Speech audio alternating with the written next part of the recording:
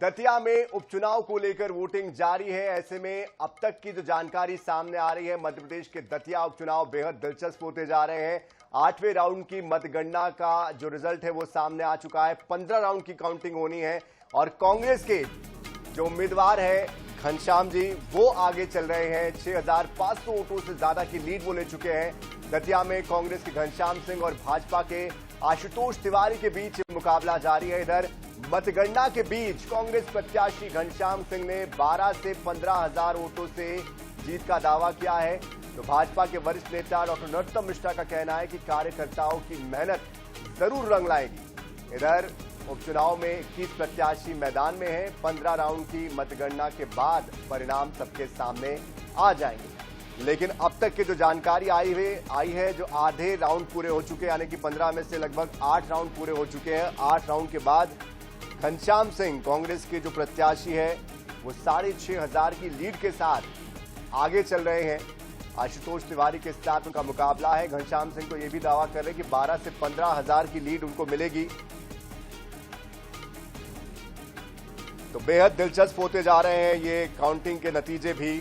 शुरुआती दौर में हमने देखा था कि आशुतोष तिवारी आगे चल रहे थे, उसके बाद घनश्याम सिंह आगे बढ़ने लगे और अब आगे बचे हुए राउंड में किस तरह से कौन आगे बढ़ता है ये देखना होगा।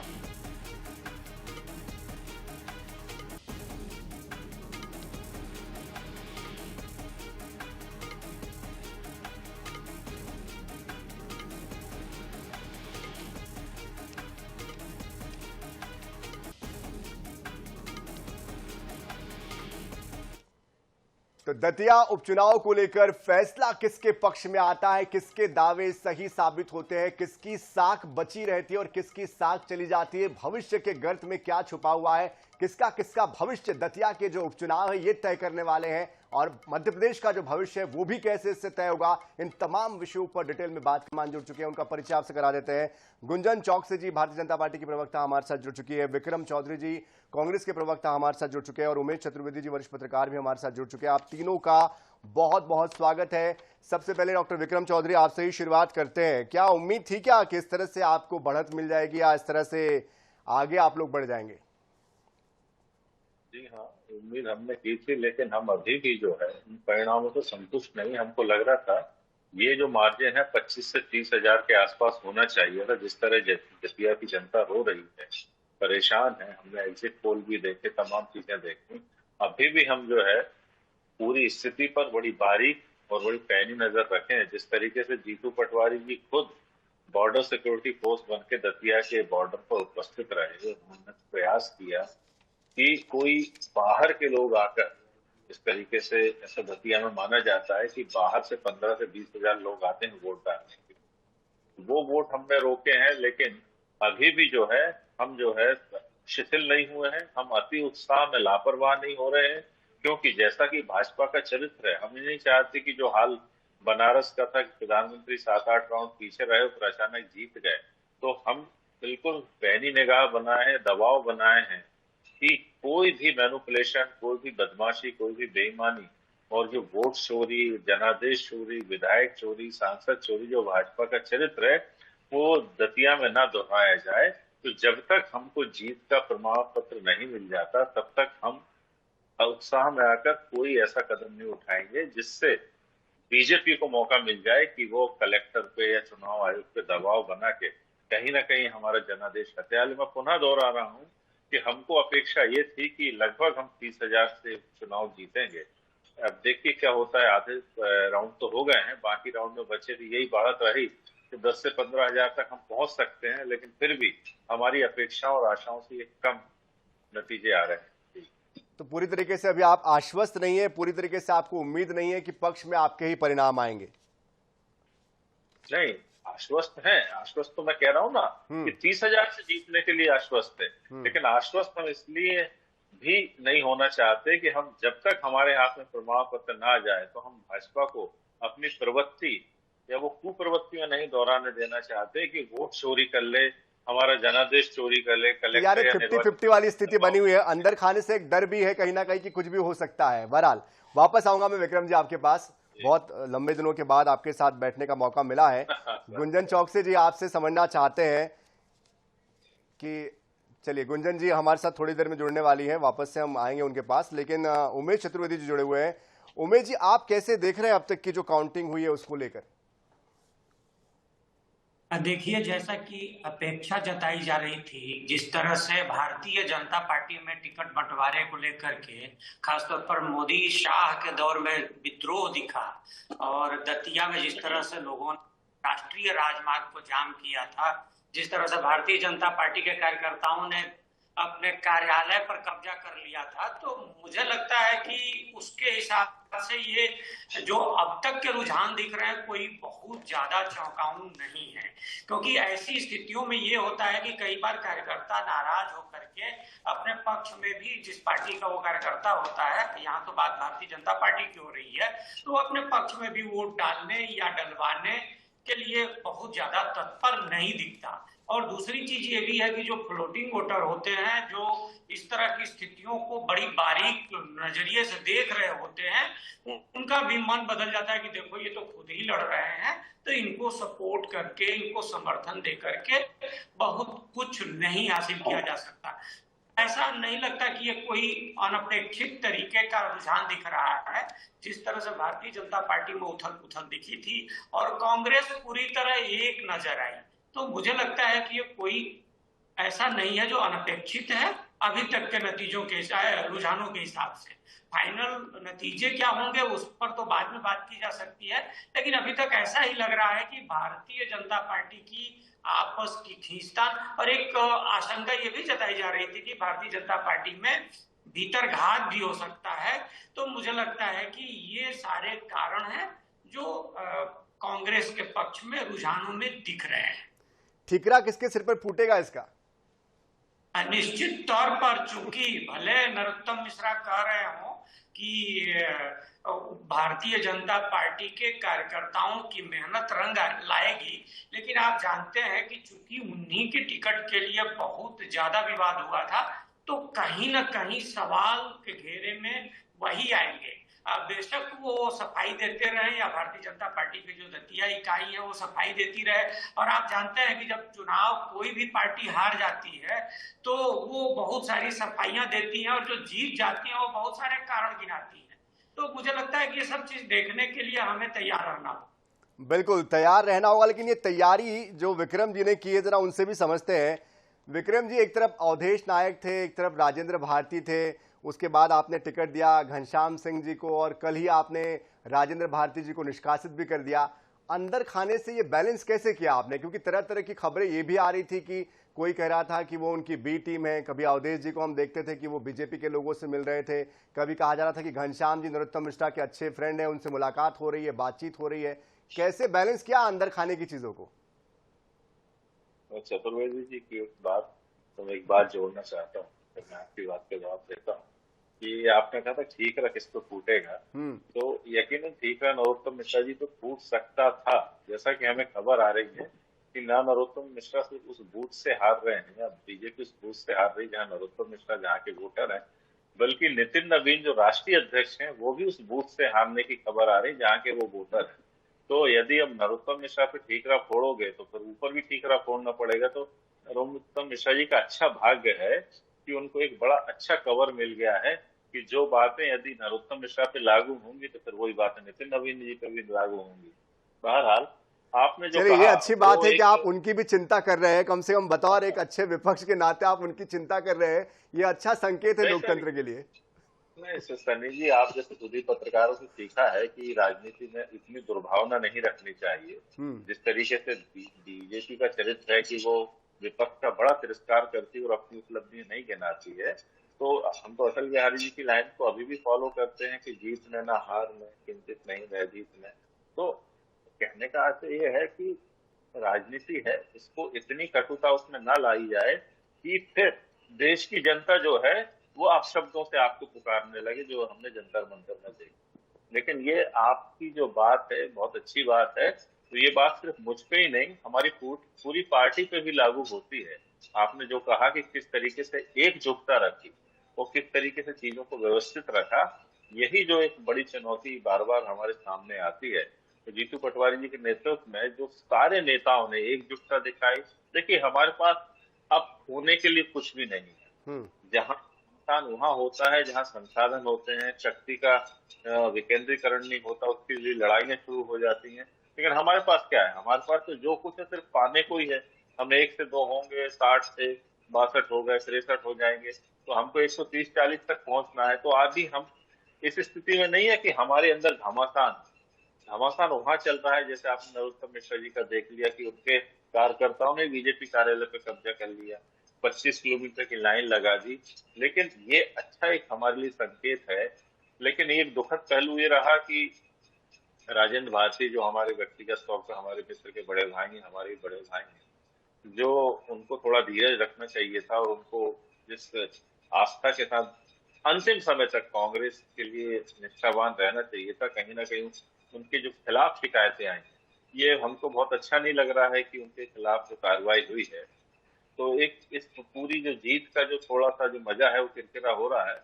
वो भी इस जीत में हमारे साथ शरीक होते तो हमको और आनंद आता। इस पे मैं आगे आऊंगा आपके पास, लेकिन चूंकि हमारे साथ गुंजन जी जुड़ चुकी है, बहुत देर से वो जुड़ी है। गुंजन जी, बहुत स्वागत है आपका। शुरुआत आपसे किस सवाल से करें? थोड़ा असमंजस इस बात को लेकर हो रहा है क्योंकि जिस तरह के हालात अभी दिखाई दे रहे हैं 8वें राउंड के बाद, कांग्रेस आगे दिख रही है।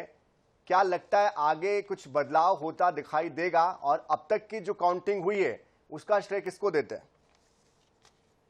देखिए, लोकतंत्र का महापर्व है ये, और भारतीय जनता पार्टी के लिए जनता जनार्दन ही सर्वोपरि है। जनता का जो आदेश है, जनादेश ही सर्वोपरि है। और भारतीय जनता पार्टी के लिए चुनाव कोई कुर्सी या सत्ता तक पहुंचने का जरिया नहीं है। कांग्रेस की तरह सत्ता या कुर्सी के लोभी नहीं है भारतीय जनता पार्टी। भारतीय जनता पार्टी के लिए चुनाव सिर्फ वो प्रक्रिया है कि आप अपने प्रतिनिधि को जनता के बीच पहुंचाएं, उनके कार्य के लिए पहुंचाएं। तो भारतीय जनता पार्टी का जो कार्यकर्ता है, भारतीय जनता पार्टी का जो वरिष्ठ नेतृत्व है, भारतीय जनता पार्टी का जो प्रतिनिधि है, वो पहले भी जनता के बीच था, आज भी जनता के बीच है और आने वाले समय में भी जनता जनार्दन के लिए ही रहेगा। और रही बात अभी कुछ राउंड्स की, तो देखिए, मैं अभी सुन रही थी कांग्रेस प्रवक्ता को भी, तो उनके पूरे वक्तव्य में पूरे टाइम उन्होंने सिर्फ भारतीय जनता पार्टी की ही बात की। थोड़ा अपना भी आकलन कर लेते, थोड़ा अपने दामन में झांक कर देख लेते तो बेहतर होता। ये सिर्फ हार का पहले से ही उन्होंने तो अपनी हार इसलिए सुनिश्चित कर ली क्योंकि जिस तरह उन्होंने राजेंद्र भारती को निष्कासित किया, कल जल्दबाजी में पार्टी में आज रिजल्ट आने से पहले ही निष्कासित किया गया कि हार का ठीकरा किस पर फोड़ेंगे इस बार। ईवीएम का बहाना चल नहीं पाएगा, आरोप प्रत्यारोप का सिलसिला तो चलाना है, इसलिए इस बार राजेंद्र भारती को एक मौना बनाकर उन्होंने जनता के बीच पेश किया। देखिए, ये वो पार्टी है जिन्होंने हर काम सिर्फ सत्ता के लिए, ये चुनाव लड़ा था विकास पर, भारतीय जनता पार्टी ने ये चुनाव लड़ा था सेवा सुशासन पर, भारतीय जनता पार्टी ने चुनाव लड़ा था अपनी जनता के विकास और विश्वास पर। तो भारतीय जनता पार्टी तो अभी भी, आप देखिए, बहुत जल्दीबाजी है। जिस तरीके की बौखलाहट पहले इन्हें हार की थी, सेम बौखलाहट इन्हें अब जीत की होने लगी है। अभी 15 राउंड तक है बात। अभी चुनाव आयोग से रखे हैं कि आप अपनी प्रवृत्ति के अनुसार परिणाम आने दीजिए, परिणाम देखते हैं और उसके बाद तय करेंगे। और जो भी जनादेश होगा वो तो हमारे लिए मान्य है। यही फर्क है हम में और कांग्रेस में। भारतीय जनता पार्टी के लिए जनादेश सर्वोपरि आएगा, उसको भी मान्य करेंगे और जनता का विश्वास भारतीय जनता पार्टी के ही साथ है। बीना में भी चुनाव करवा देना, बीना में भी विधायक चुरा लिया हमारा, कमल के फूल की जनादेश का सम्मान करते हो। विधायक चोरी कर चुके हो, खरीद चुके हो आप लोग, झूठ बोलना बंद करो, है ना? थोड़ा शर्म करिए, थोड़ा अपने ही कार्यकर्ताओं को तो इनके नेता आके घोड़ों में क्लासिफाई कर जाते हैं। कमलनाथ जी को तो बूढ़ा घोड़ा बुला के बैठा दिया, दिग्विजय सिंह जी को अलग बैठा दिया, जीतू पटवारी जी ने पूरे चुनाव में जिस तरह चुनावी लेकिन ठीक है विक्रम जी आपके पास आऊंगा मैं। गुंजन जी अब तक के जो स्थिति बनी है, विक्रम जी आपके पास आऊंगा मैं, अभी और भी वक्त है हमारे पास। गुंजन जी, समझने वाली बात तो यही है ना कि जो घर बैठा दिया शब्द आपने इस्तेमाल किया, क्या नरोत्तम मिश्रा जी को आप लोगों ने जो घर बैठा दिया उसका ही ये दुष्परिणाम भुगतना पड़ रहा है? देखिए, नरोत्तम मिश्रा जी हमारे वरिष्ठ नेतृत्व है और यही फर्क है कांग्रेस में और भाजपा में। हमारे लिए व्यक्ति विशेष का चुनाव नहीं होता, हमारे लिए एक जो हमारी विचारधारा है वही भारतीय जनता पार्टी है। और यहाँ पर चाहे प्रधानमंत्री हो, मुख्यमंत्री हो, वरिष्ठ नेतृत्व हो या एक बूथ का कार्यकर्ता, सभी कार्यकर्ता के तौर पर उस पार्टी में उस संगठन को मजबूती देने के लिए एक साथ काम कर रहे हैं। और रही बात मिश्रा जी की, तो देखिए नरोत्तम मिश्रा जी ने तो पूरी चुनाव प्रक्रिया में आपने देखा किस तरह मजबूती से, ताकत से इस परिवार ने पूरी तरह साथ रहे। अरे हम तो वो गुलदस्ते की तरह मंच पे सजा हुआ था भारतीय जनता पार्टी का। हर एक नेता आपने देखा होगा वो ताकत दिखा रहा है, वो सामूहिकता दिखा रहा है, वो एकता दिखा रहा है। एकता और अखंडता मायने रखती है संगठन में, और जो जनादेश होगा वो तो हमारे लिए सर्वोपरि है। हम कांग्रेस की तरह नहीं है बिखरी हुई पार्टी। नहीं, पर एकता अखंडता हुई तो अपने ही सदस्य को एकता अखंडता दिखाने के लिए एकता अखंडता तो सामने दिखी है। ठीक है, थोड़ा धैर्य रखिए, अभी नतीजे आए नहीं है, नतीजे आए नहीं है। दोनों से मेरा निवेदन है, दोनों से निवेदन है मेरा, थोड़ा धैर्य रखिए। जीत में राजेंद्र भारती शामिल नहीं है। ठीक है, पहली बात तो अभी आपकी जीत सुनिश्चित नहीं हुई। चलिए ठीक है। दिखाने के लिए अब क्या आपकी हार बची? अपने रूप में अपनी पार्टी पूर्ण रूप से हारी हुई पार्टी है ना, ये तो अपने आप में ही हार गए। ये तो अपने ठीक है गुंजन जी, कुछ भी कहना, मुझे लगता है जल्दबाजी है ये, जल्दबाजी है ये गुंजन जी। चुनाव क्षेत्र में विसर्जित हो चलो, दोनों को रोकना पड़ेगा मुझे, दोनों को ही रोकना पड़ेगा मुझे, क्योंकि मुझे उमेश जी को लाना है। उमेश जी, जल्दबाजी दिखा रहे हैं क्या दोनों ही प्रवक्ता हमारे? क्योंकि अभी तो फिलहाल 8 राउंड हुए हैं, बाकी और राउंड बचे हुए हैं, 15 राउंड तक काउंटिंग होनी है। पर एक शब्द जो दिया है गुंजन जी ने कि एक साथ एकता तो दिखाई दी है मंच पर, लेकिन क्या अंदर खाने से भीतर घात हो गया है क्या? देखिए, जल्दबाजी तो कह सकते हैं, क्योंकि अपने यहाँ बड़ा इतिहास रहा है। 2012 के उत्तर प्रदेश विधानसभा चुनाव में भारतीय जनता पार्टी बड़ी तेजी से उभर रही थी, लेकिन के बाद स्थितियां बदल गई और भारतीय जनता पार्टी के मुख्यालय पर लखनऊ और दिल्ली में लड्डू बंट गए थे। तो ये थोड़ी सी जल्दबाजी ही होती है, और ये भी इतिहास में रहा। पिछले लोकसभा चुनाव में विक्रम जी ने अपनी बातचीत में कहा भी कि प्रधानमंत्री 5-6 राउंड तक वाराणसी में पिछड़ रहे थे, लेकिन बाद में वो आगे निकल गए और भारत के भी प्रधानमंत्री हैं। तो जल्दबाजी तो है, लेकिन राजनीतिक दल के कार्यकर्ता और उनके प्रवक्ताओं के साथ जब आप सवाल पूछेंगे तो जाहिर है कि वो अपनी बात तो कहेंगे ही। तो मुझे लगता है कि वो अपनी बात कर रहे हैं और इसको हम लोगों को इसी तरह से लेना चाहिए। लेकिन हाँ, निश्चित तौर पर जब भारतीय जनता पार्टी मध्य प्रदेश में 160-62 सीटें जीतती हैं, 202 से ज्यादा बहुमत हासिल करती है, और उसमें उसकी सरकार चल रही है, बीच के 1.5 साल को छोड़ दें तो 2003 से लगातार उसकी सरकार चल रही है। ऐसे में अगर नरोत्तम मिश्रा जैसी कद्दावर शख्सियत की सीट से भारतीय जनता पार्टी पिछड़ती है, तो ये भारतीय जनता पार्टी के लिए चिंता का विषय होना चाहिए। और मुझे लगता है कि भारतीय जनता पार्टी सोचेगी भी, और कांग्रेस को भी बहुत ज्यादा इस पर उत्फुल्लित होने की जरूरत नहीं है, क्योंकि आप देखेंगे कि उपचुनावों के नतीजे अक्सर जो सत्ताधारी दल होते हैं उनके खिलाफ आते हैं। कुछ एक अपवाद हो सकते हैं। आपको बता सकता हूं, मैं 2009 में बिहार विधानसभा चुनाव में 18 सीटों पर उपचुनाव हुए थे और जनता दल भाजपा गठबंधन बुरी तरह हारा था, सिर्फ 7 सीटें जीता था। तो माना लोगों ने कहना शुरू कर दिया था कि 2010 में गए, लेकिन वो 2005 की तुलना में और बड़ी मेजॉरिटी लेकर के आए। 1963 के उपचुनाव, जहां से भारतीय राजनीति का परिवर्तन काल माना जाता है, अब उस समय भी माना गया था कि अगले 1967 में बहुत बड़ा फेरबदल होगा, हुआ, लेकिन राज्यों का स्तर पर हुआ, केंद्र का स्तर पर नहीं हुआ। तो ऐसे बहुत सारे उदाहरण आपको मिल जाएंगे उपचुनावों से। हाँ, लेकिन ये है कि जो जीतता है उसको उत्साह मिलता है, जो हारता है उसको चिंतन करने के लिए एक मौका मिलता है कि कहाँ कमी रह गई। और कई बार क्या है ना कि हमारा लोकतंत्र बड़ा परिपक्व हो गया, हमारी आम जनता